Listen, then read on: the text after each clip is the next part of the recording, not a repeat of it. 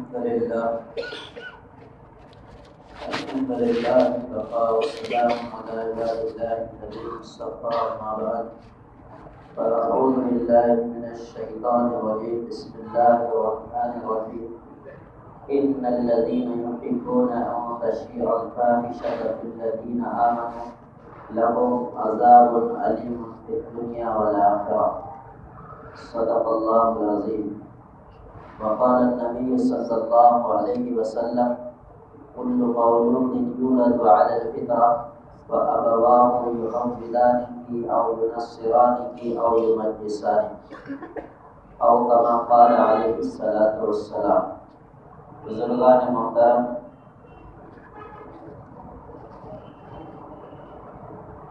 ہم لوگ جس مہینے میں داخل ہوئے ہیں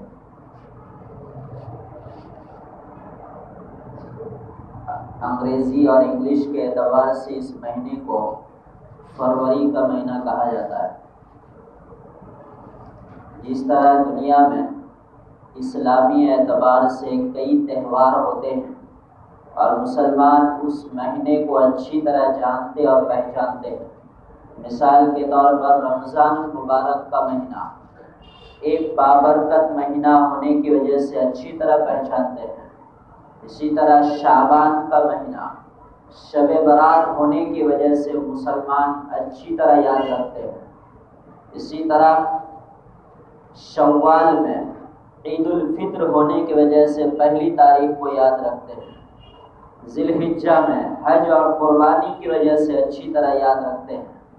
تو انگریزی کے مہینوں میں بھی 15 اگست 26 جنوری یہ اچھی طرح یاد رکھتے ہیں. انہی میں سے فروری کے مہینے میں یہ 14 تاریخ بھی انسانی دنیا میں بہت مشہور و معروف ہے. 14 فروری اس مناسبت سے آیت کریمہ پڑھی گئی اور اسی مناسبت سے حدیث بھی پڑھی گئی ہے. اسی آیت اور حدیث کی روشنی میں کچھ باتیں عرض کی جائیں گی. بزرگوں، اللہ تبارک و تعالیٰ نے دنیا کے اندر جتنی بھی مخلوق پیدا کی ہے، ہر مخلوق کے اندر اللہ پاک نے محبت رکھی ہے. صرف محبت یہ انسانوں کے درمیان ہی نہیں ہے، بلکہ محبت اللہ نے تمام مخلوقات کے درمیان. انسانوں میں تو ہے ہی، جانوروں میں دیکھیں گے تو وہاں بھی محبت ہے. کیڑے مکوڑے میں دیکھیں گے تو وہاں بھی محبت ہے. سانپ بچھو میں دیکھیں گے تو وہاں بھی محبت ہے. جنگل کے درندوں میں بھی محبت ہے. اڑنے والے پرندوں میں بھی محبت ہے. سمندر کی گہرائی میں تیرنے والی مچھلیوں میں بھی محبت ہے. محبت ایک پاکیزہ لفظ ہے.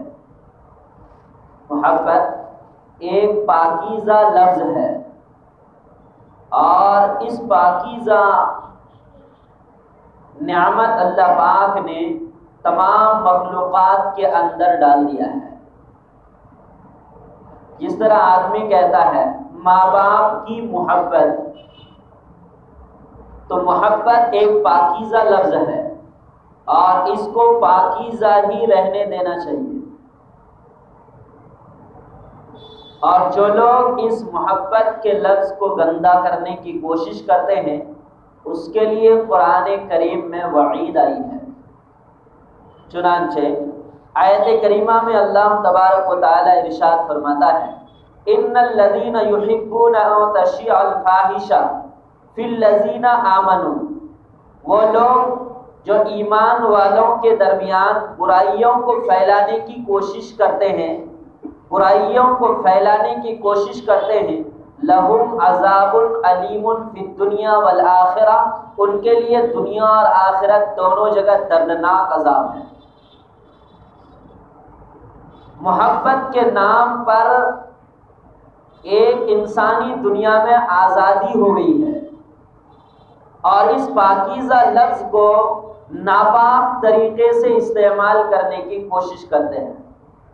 اس کو کہتے ہیں انگلش میں ویلنٹائن ڈے. بولا یہ 14 فروری تجدید محبت کا دن ہے. تجدید محبت پہلے جو محبت تھی اس دن ازسرِ نو اپنی محبت کا اظہار کرنا کہ پہلے سے زیادہ ابھی آپ سے مجھے محبت ہے.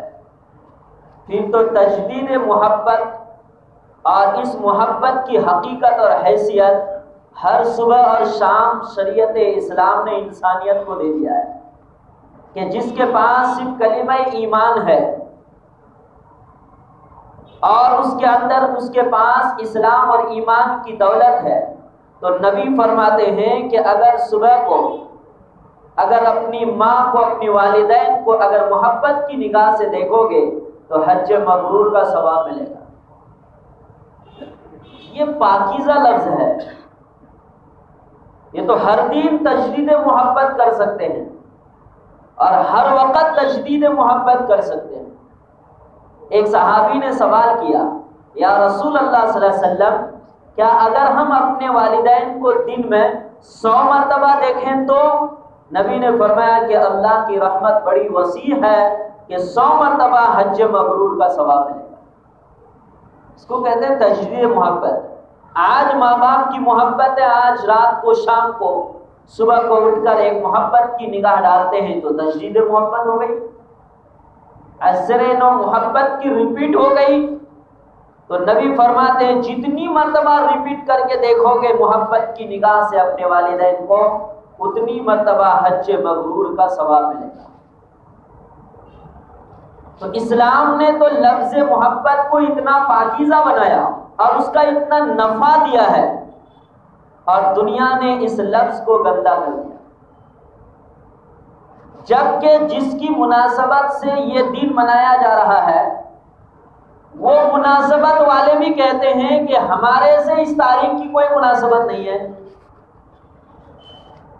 اگر نوجوان بچوں سے پوچھیں گے کہ تم نے جو یہ گفٹ دیا، تم نے جو یہ کارڈ دیا اور تم نے جو تجدید محبت کا اظہار کیا، ویلنٹائن ڈے جو تم نے منایا ہے، اس کی تاریخ کیا ہے، اس کا پس منظر کیا ہے؟ تو چونکہ دنیا میں ایک ہوا چل رہی ہے ناپاک اور گندے طور پر، تو سب اسی میں بہے چلے جا رہے ہیں. حقیقت کا پتہ کسی کو نہیں. اگر پتہ ہے بھی تو اپنے ہوائے نفس اور نفسانی خواہشات کی بنیاد پر اس پر توجہ نہیں دیتے، اور کہتے ہیں کہ یہ عیسائیوں کا ایک مذہبی رسم ہے، باضابطہ مذہبی تہوار ہے ویلنٹائن ڈے، یہ عیسائیوں کا اور کرسچن کا. جبکہ کرسچن کے پادری لوگ چیخ چیخ کر اعلان کرتے ہیں کانفرنس میں کہ ہمارے سے اس تاریخ کا کوئی تعلق نہیں. ایک مرتبہ ایک چرچ میں ایک پادری بیان دے رہے تھے، بڑی صاف صریح اردو اور ہندی میں مکس صاف بات کر رہے تھے.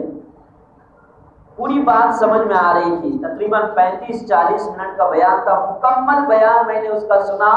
صرف ویلنٹائن ڈے پر وہ بیان دے رہے تھے اور یہ ثابت کر رہے تھے کہ اس کا ہمارے مذہب سے کوئی شرعی تعلق نہیں ہے. اور مسلمان کہتے ہیں کہ یہ عیسائیوں کا ایک مہذب تہوار ہے، اور عیسائی پادری کہتے ہیں کہ ہمارے مذہب سے اس کا کوئی تعلق نہیں. اچھا، اس کا پس منظر کیا ہے؟ کب سے یہ ویلنٹائن ڈے شروع ہوا؟ آپ دیکھیں گے کہ ویلنٹائن ڈے کب سے شروع ہوا. یہ 14 فروری کو یہ دن منایا جاتا ہے، اور تاریخی اعتبار سے 279 عیسوی کو 14 فروری 279 عیسوی کو یہ واقعہ پیش آیا تھا. اور جو واقعہ پیش آیا تھا، پادری کہتے ہیں کہ اس واقعے کا ہمارے مذہب سے ہی کوئی تعلق نہیں. اور اردو کتابوں میں ایک بات یا پیپروں میں اخبار میں چلتی رہتی ہے ایک بات کہ ایک پادری نے ایک اپنی معشوقہ کو، اپنی محبوبہ کو انہوں نے محبت کا کارڈ دیا تھا، محبت کا خط دیا تھا، اور وہیں سے یہ سلسلہ شروع ہو گیا ہے. جبکہ حقیقت میں اس کی کوئی اصلیت نہیں ہے. چنانچہ رومن سینٹ ویلنٹائن، اسی کے طرف یہ 14 فروری کا میٹر اور معاملہ منسوب ہے. رومن سینٹ ویلنٹائن یہ ہے کون؟ اس کو مذہب تبدیل کرنے پر مجبور کیا جا رہا تھا. جب انہوں نے اپنا مذہب تبدیل نہیں کیا تو ان کو جیل میں ڈال دیا گیا. جب جیل میں اس کو ڈال دیا گیا تو جیلر کی بیٹی سے ان کو پیار ہو گیا، محبت نہیں. جیلر کی بیٹی سے ان کو پیار ہو گیا. اور ظاہر سی بات ہے کہ ایک قیدی ہے اور جیل کے مالک کی بیٹی سے اس کا پیار ہو جائے تو ظاہر سی بات ہے کہ باپ اس کو برداشت نہیں کرے گا. تو قانون پاس ہوا کہ اس کو پھانسی پہ چڑھا دیا جائے، رومن سینٹ ویلنٹائن کو پھانسی پہ چڑھا دیا جائے. تو ان کے پھانسی سے پہلے، سولی سے پہلے، رومن سینٹ ویلنٹائن نے ایک خط لکھا جیلر کی بیٹی کو، مالک کے بیٹی کو ایک خط لکھا. اور خط میں انہوں نے کہا کہ تمہارا ویلنٹائن، یعنی آخری محبت تم سے، چونکہ اب ہماری دم نکلنے والی ہے، ہماری جان جانے والی ہے. یہی اصل میں پس منظر ہے، اس کے آگے بھی کچھ نہیں ہے اور اس کے پیچھے بھی کچھ نہیں ہے، صرف اتنا واقعہ ہے. اب ایک جیلر اور ایک قیدی کا مسئلہ ہے اور لے جا کر کے کھینچ تان کر عیسائیوں کے مذہب سے فٹ کر کے ان کا ایک مذہبی تہوار کہتے ہیں لوگ. جو یہ باتیں کرتے ہیں یا سمجھتے ہیں، اس حقیقت کو جاننا چاہیے کہ عیسائی مذہب سے بھی اس کا کوئی تعلق نہیں ہے. تو پھر کیا ہے؟ یہ نفسانی خواہشات کے آزاد جانوروں کا راستہ ہے. ویلنٹائن ڈے نفسانی خواہشات پر زندگی گزارنے والے آزاد انسانوں کا نہیں، آزاد جانوروں کا یہ راستہ اور بہانہ ہے ویلنٹائن ڈے منانا. شرعی طور پر اسلامی اعتبار سے تو اس کو کوئی مطلب ہی، سوال ہی پیدا نہیں ہوتا ہے. کچھ جدید خیال کے لوگ اس زمانے میں بھی، اس دور میں بھی ویلنٹائن ڈے کو حدیث میں اور شریعت اسلام میں چپکاتے ہیں. کس طرح؟ کہتے ہیں اسلام نے محبت میں آزادی دی ہے کہ ہر ایک سے محبت کرو. یقیناً اسلام نے آزادی دی ہے، لیکن راستہ بھی بتلایا ہے کہ اگر تمہیں سمندر پار کرنا ہے تو کشتی کے ذریعے سے جاؤ. اسلام نے یہ تھوڑی کہا ہے کہ چپل کھول کے اتر جاؤ. اگر اسلام نے محبت کی آزادی دی ہے، یقیناً دی ہے، تو اس کا راستہ بھی بتلایا کہ محبت ہو تو ماں باپ کے چہروں سے ہو. اگر تمہیں محبت ہو تو بھائی بہن کے درمیان ہو. محبت کی آزادی تمہیں ہے تو بھائی بھائی کے درمیان ہے. محبت کی آزادی تمہیں اپنے اور پڑوسی کے درمیان ہے. محبت کی آزادی تمہیں اور اپنے گاؤں اور محلے والوں کے درمیان ہے. یقیناً محبت کی آزادی تمہیں تمام انسانوں کے درمیان ہے. یقیناً محبت کی آزادی تمہارے لیے وہ ہے کہ جس میں ایک دوسرے کا احترام کیا جائے، نہ یہ کہ دوسروں کی عزت کو تاتار کیا جائے اور پامال کیا جائے. اسلام نے اس کی اجازت نہیں دی.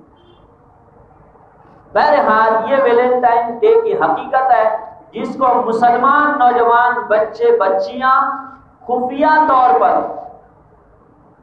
بڑے اہتمام کے ساتھ مناتے ہیں. ممکن ہے ظاہری اعتبار سے بھی مناتے ہو، لیکن وہ دن دور نہیں کہ راہوں اور گلیوں اور چوراہوں پر بھی نظر سے مسلمان اس کو دیکھیں گے.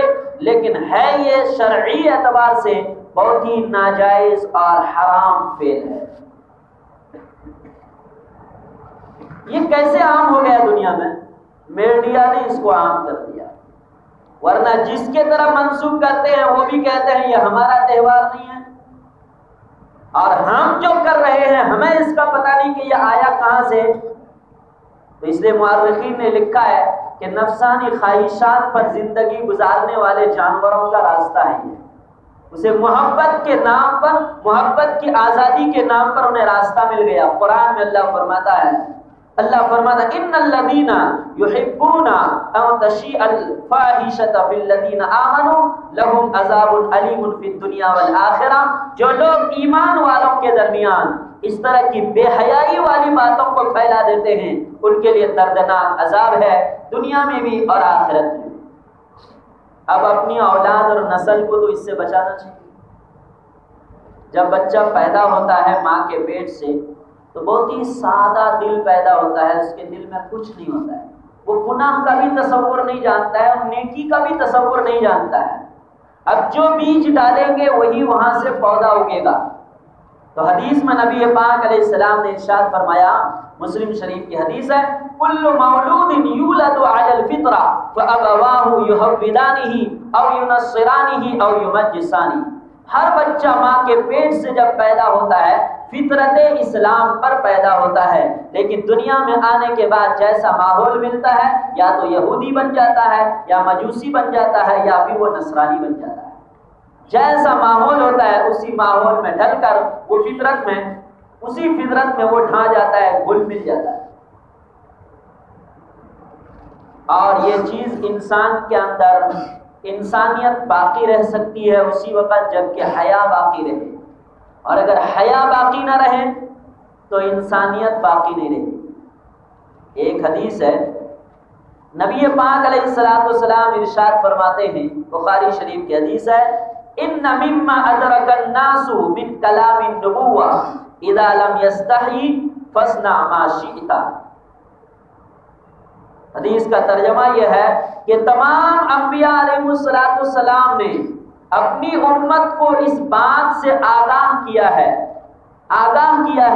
کہ اپنے حیا کی حفاظت کرو، اگر تمہارے اندر حیا نہیں تو دنیا میں بھی جو چاہو وہ کر لو، اگر حیا باقی ہے تو پھر سب کچھ کنٹرول ممکن ہے، اور اگر حیا ہی نہیں تو جو چاہو وہی کر لو۔ حدیث کا ایک صاف جملہ ہے، نبی پاک علیہ السلام ارشاد فرماتے ہیں، اذا فاتک الحیا فافعل ما شئت، جب حیا تم سے دور ہو جائے تو پھر جو جی چاہے وہ کرو، نفس پر پھر کوئی پابندی نہیں لگا سکتا، جبکہ حیا کا مقام شریعت نے کیا دیا، الحیاء شعبۃ من الایمان، حیا تو ایمان کا ایک شعبہ ہے، حیا ایمان کا ایک شعبہ ہے، جس کے پاس حیا نہیں اس کا ایمان ناقص ہے، جس کے پاس حیا ہے اس کا ایمان مکمل ہے۔ حیا کا مقام دیکھیے، حضرت عثمان غنی رضی اللہ تعالیٰ عنہ کے متعلق جمعہ کے خطبوں میں ہم لوگ سنتے ہیں، کامل الحیاء والایقان، مکمل حیا اور مکمل یقین رکھنے والے عثمان ابن عفان، سنتے ہیں خطبہ میں، کامل الحیاء والایمان یا کامل الحیاء والایقان، عثمان ابن عفان کے مکمل حیا والے۔ نبی پاک علیہ السلام ایک مرتبہ تشریف فرماتے حجرے کے اندر، آپ کے پاس اور بھی کچھ حضرات تھے، دروازے پہ آواز ہوئی، کون؟ کہنے لگے حضرت ابو بکر رضی اللہ عنہ، ٹھیک ہے آنے کی اجازت دے دو، آنے کی اجازت دے دی گئی، آپ اپنی حالت پر رہے جس طرح بھی تھے۔ دوسری مرتبہ آواز ہوئی، کون؟ کہنے لگے حضرت عمر رضی اللہ تعالیٰ، کہنے لگے آنے دو، اجازت دو، آ گئے، نبی صلی اللہ علیہ وسلم اپنی حالت پر ہی ہیں۔ پھر تھوڑی دیر بعد دستک ہوئی، کون؟ کہنے لگا عثمان، تو آپ ذرا سنبھل کے بیٹھے، آپ سنبھل کے بیٹھے، اور کہنے لگے ٹھیک ہے آنے کو، آنے بولو، آ گئے۔ صحابہ نے سوال کیا، یا رسول اللہ صلی اللہ علیہ وسلم، ابو بکر رضی اللہ تعالیٰ عنہ آئے تو آپ اپنی اصل حالت پر رہے، حضرت عمر رضی اللہ تعالیٰ عنہ آئے تو آپ اپنی حالت پر رہے، لیکن جب حضرت عثمان غنی رضی اللہ تعالیٰ عنہ آنے کی اجازت چاہیے تو آپ سنبھل کے بیٹھے، پھر آپ نے آنے کی اجازت دی، ایسا کیوں؟ تو نبی پاک علیہ السلام نے ارشاد فرمایا، یہ وہ شخص ہے عثمان کہ جس سے فرشتے بھی حیا کرتے ہیں تو میں کیوں نہ حیا کروں، یہ وہ شخص ہے عثمان جس سے فرشتے بھی حیا کرتے ہیں تو میں کیوں نہ حیا کروں۔ حیا کا وہ مقام ہے کہ جب حیا اندر آ جائے تو فرشتے بھی اس کا احترام کرتے ہیں۔ فرشتے کون ہیں؟ ایک معصوم مخلوق ہے۔ تو حیا کا ایک بہت بڑا مقام ہے، ہمیں اپنی اولاد کو اس سے بچانے کی ضرورت ہے۔ قرآن کریم میں سورہ تحریم میں اللہ تبارک و تعالیٰ نے فرمایا، قُوا أَنفُسَكُمْ وَأَهْلِيكُمْ نَارًا، خود کو بھی جہنم سے بچاؤ اور اپنے بچوں کو بھی جہنم سے، اہل و عیال کو بھی جہنم سے بچاؤ۔ اس سے اندازہ ہوتا ہے کہ مسلمان بھی جہنم میں جا سکتا ہے، تبھی تو بچنے کا حکم دیا جا رہا ہے نا، یا ایھا الذین آمنوا قُوا أَنفُسَكُمْ وَأَهْلِيكُمْ نَارًا، اے ایمان والو، ایمان والا ہے تو پھر جہنم میں۔ اللہ فرماتا ہے یہی سب بے حیائیاں عام ہو جائے گی اور حیا تمہارے اندر سے رخصت ہو جائے گی تو پھر یاد رکھنا کہ پھر تم جہنم کے مستحق ہو جاؤ گے۔ اس لیے اے ایمان والو، اگر ایمان کی دولت تمہارے پاس ہے، خود کو بھی جہنم سے بچانے کی کوشش کرو اور اپنے اہل و عیال کو بھی جہنم سے بچانے کی کوشش کرو۔ مسلم شریف کی ایک حدیث ہے، نبی پاک علیہ السلام نے ارشاد فرمایا، دو گروہ دو جماعت جنت میں نہیں جائیں گی۔ ان میں سے آپ صلی اللہ علیہ وسلم نے ایک گروہ کا تذکرہ کیا، فرمایا کہ ایک وہ عورت ہے کہ ان کے سر بڑے بڑے اونٹوں کی کوہان کی طرح ہوں گی، ایسی عورتیں جنت میں نہیں جائیں گی۔ آگے پھر حدیث میں نبی پاک علیہ السلام ارشاد فرماتے ہیں کہ وہ کپڑا پہننے کے باوجود ننگی ہوں گی، اس لیے جنت میں نہیں جائیں گی۔ کپڑا پہننے کے باوجود ننگی ہوں گی۔ ہاں، یہ جملہ رہ گیا، نبی پاک علیہ السلام نے فرمایا کہ دو گروہ جنت میں نہیں جائیں گے اور میں نے ان دونوں کو ابھی دیکھا نہیں ہے، یہ بھی جملہ ہے۔ یعنی میری امت پر ایک زمانہ ایسا آئے گا کہ عورتیں اونٹ کے کوہان کے معنی لپک لپک کر چلیں گی، اب میں نے اس گروہ کو ابھی دیکھا نہیں، یہ 1400 سال پہلے کی بات ہے۔ اور آج وہ حدیث برابر فٹ ہوتی ہے کہ لڑکیاں عورتیں جب چلتی ہیں تو ایسا لگ رہا ہے کہ انہیں پیر میں کوئی تکلیف ہے جو اونچ نیچ ہو کر چل رہی ہے۔ یہ کیا چیز ہے؟ اونٹ کے کوہان کے طرح اٹھتے بیٹھتے اوپر نیچے ہوتی ہوئی چلے گی اور کپڑا پہننے کے باوجود ننگی ہوں گی۔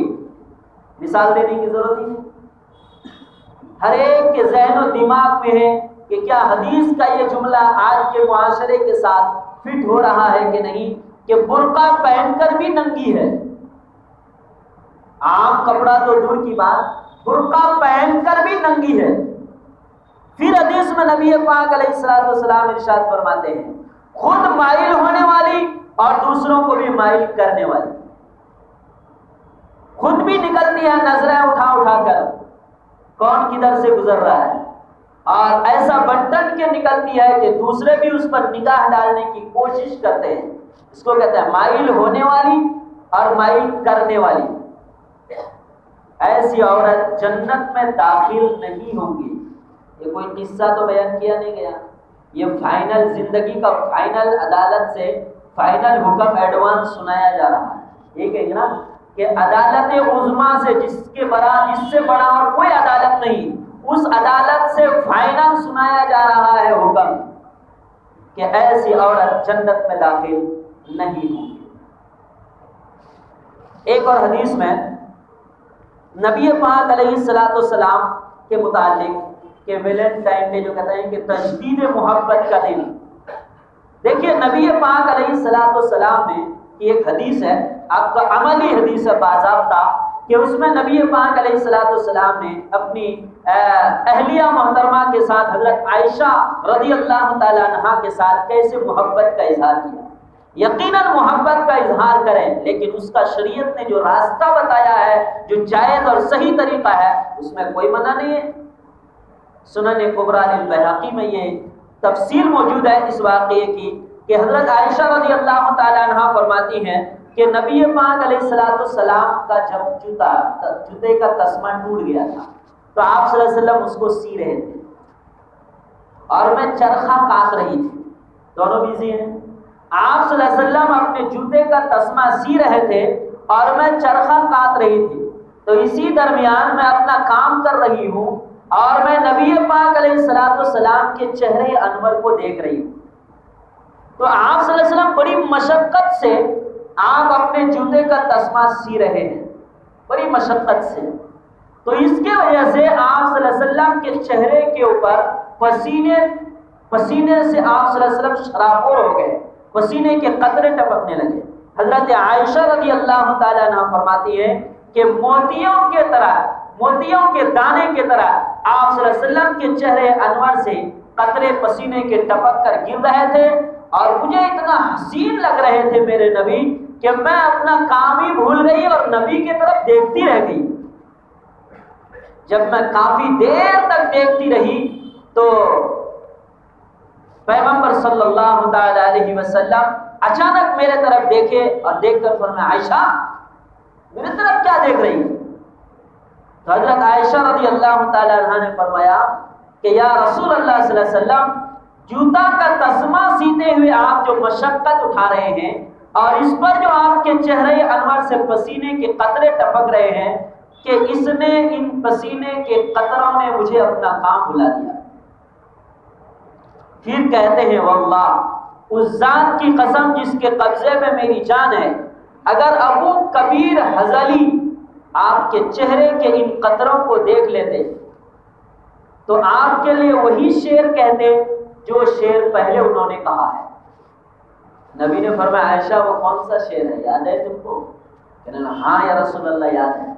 میں نے کتاب دیکھا تو شعر عربی میں نہیں ملا، اس کا ترجمہ ملا ہے کہ اس کا ترجمہ اس طرح ملا کہ حضرت عائشہ رضی اللہ تعالی عنہا نے وہ شعر کا ترجمہ کیا کہ آپ کو دیکھ لیتا تو معلوم ہوتا کہ ان کے اشعار کے مصداق آپ صلی اللہ علیہ وسلم۔ ترجمہ یہ ہے کہ ولادت، رضاعت اور تباہ کن بیماریوں سے رسول اللہ پاک ہیں۔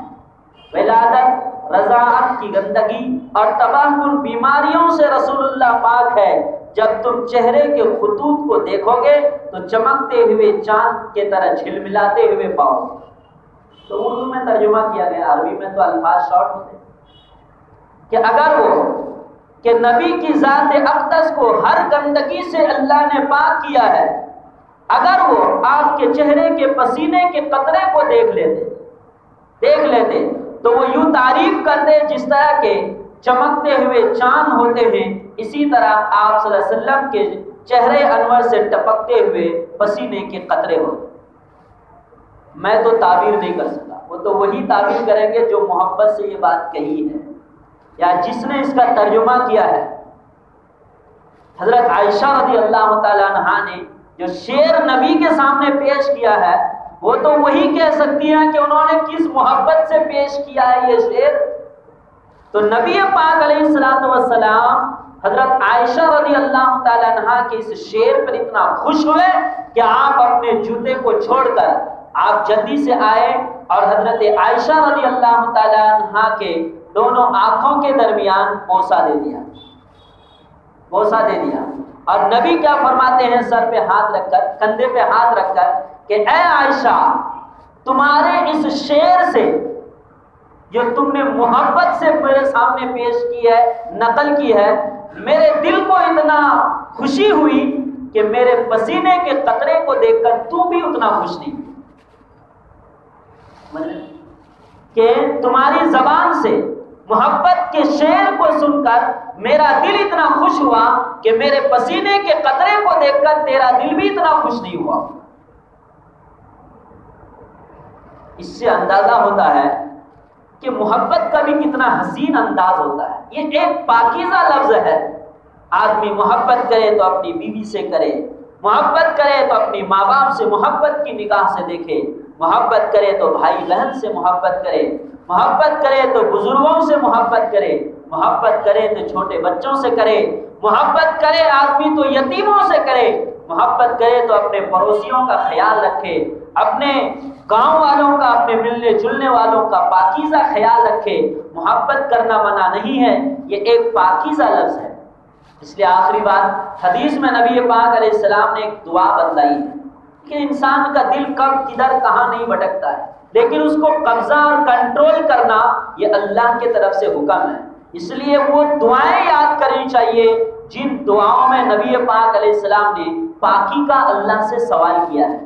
نبی کہتے ہیں، نبی کی دعا ہے، مسلم شریف میں یہ دعا ہے، اللہم انی اسألک الہدی۔ نبی کہہ رہے ہیں وہ پاکیزہ انسان جس کے آگے پیچھے کچھ نہیں، وہ کہہ رہے ہیں اللہم انی اسألک الہدی والتقی والعفاف والغنی۔ ترجمہ کیا ہے؟ اے اللہ میں آپ سے سوال کرتا ہوں ہدایت کا، والتقی تقوی کا، والعفاف اور پاک دامنی کا، والغنی اور دل کی مالداری کا۔ ہاتھ کے مالداری کا، دل مالدار ہونا چاہیے آدمی کا۔ تو میں غنا مالداری کا سوال کرتا ہوں، میرا دل اتنا غنی ہو کوئی بھی سائل میرے دروازے سے واپس نہ جائے۔ اس میں ایک لفظ ہے وَالْعَفَافَ، عفاف کا معنی پاک دامنی. اے اللہ میں آپ سے سوال کرتا ہوں پاک دامنی کا. نبی کو ضرورت ہے یہ دعا کی؟ ضرورت نہیں ہے. پاک دامنی کی دعا نبی کرے تو ہم کتنے محتاج ہیں. ایک اور دعا ہے ترمذی شریف میں، یہ دعا ہے اللہم انی اعوذ بک من منکرات الاخلاق. اے اللہ میں تیری پناہ چاہتا ہوں برے اخلاق سے.